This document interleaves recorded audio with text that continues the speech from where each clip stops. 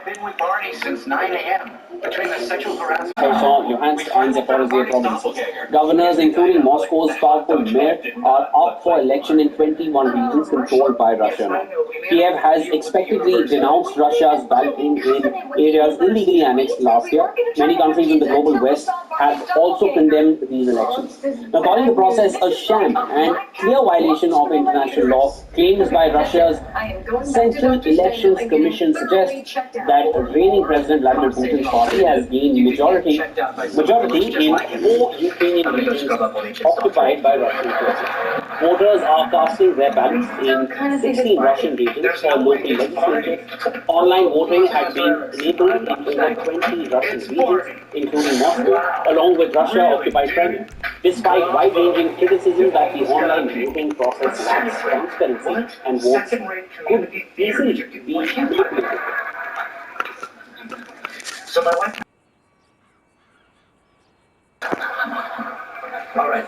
The North Korean leader Kim Jong-un arrived in Russia. A state-owned Russian news agency has confirmed his arrival as well. Earlier, South Korean military also reported that Kim Jong-un was crossing over to Russia. He is expected to meet Russian President Vladimir Putin in Vladivostok. According to U.S. officials, he is likely to discuss an arms deal with Russia to provide weapons for the war. 김정은이 아마 오늘 새벽에 전용 열차를 이용해 러시아 내로 들어가는 것을 보고 있습니다. 특히 군부인원들을 다수 제정한 것을 우려하고 국민은 무기거래 기술 이전과 관련된 협상이 진행될 I'm otherwise occupied. Call back later. You heard? Now, pictures show that he is likely accompanied by top arms industry officials, among other diplomats and military commanders. Among the delegation are prominent military members of the ruling party, including Munitions Industry Department Director Joe Chung-yong. Analysts say the breakout of the delegation suggests the visit will mainly focus on defense industry cooperation and security affairs. Speculations have been mounting that Kim Jong-un rarely leaves his country and have not traveled since the coronavirus pandemic, would meet Putin to discuss potential arms deals for the war in Ukraine. The North Korean leader's last trip abroad was also to Vladivostok in 2019. Hey bosses, got the guy with this copy of Dre's phone. Summit with Putin. It was after the collapse of the North Korea nuclear disarmament talks with then US President Donald Trump. So, first day of work? Everyone, say hello to your new research associate, Robin Scherbatsky. Oh, here comes our new hard-fire host. Robin, this is Sandy Rivers. Sandy Rivers. Sandy Rivers. Robin's old co-host and my old nemesis. We should have sex. Oh, I hate that guy. It's worse. Sandy, this is Robin. Now, the possible meeting between the leaders highlights the recent developments where the two nations are seemingly boosting their historical ties as well. Moscow was a crucial backer of the isolated nation for decades. Moreover, their ties go back to the founding of North Korea, which was more than 75 years ago.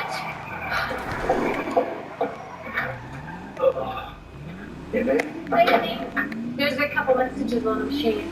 Your dad called, wants to know if you have North Korean leaders have their famous train journeys across the imagination of the world for quite some time now, with Kim Jong-un taking another train journey to Russia. We demystify the tradition and the trade for you in the next 1 minute. First, let's talk about the tradition here. North Korean leaders, starting right from Kim Jong-un's grandfather, Kim Il-sung, have taken long train journeys for foreign trips. In the 70s and the 80s, Kim Il-sung took his own train to visit communist nations of Vietnam and those in Eastern Europe.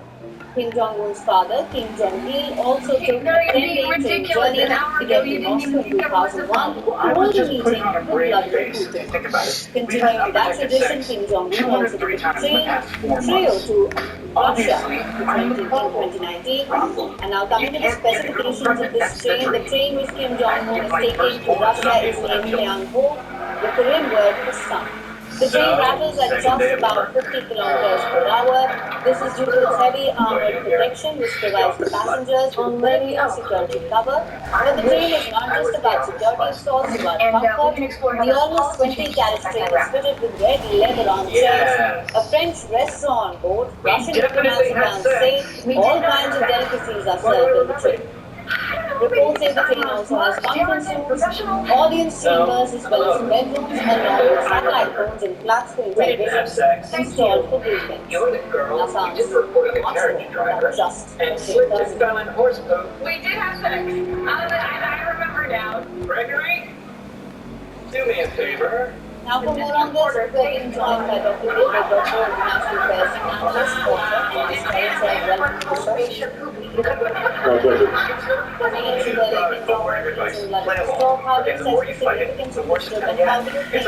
Western powers would react to the very warming of price between Russia When and you're, I don't know, Brendan invites you to a laser tag tournament. You don't fight it. You just strap on the vinyl holster and race into that abandoned JC and you got the blazing.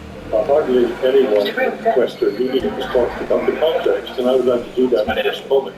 The context is that he's arriving at the second day No, you know, of the Eastern Economic Forum, to which hundreds of guests have arrived, most of the tensions at Russia itself, but there are also very important foreign guests, including the Vice President of Laos, who's on the dais today, and the Vice Premier of Myanmar.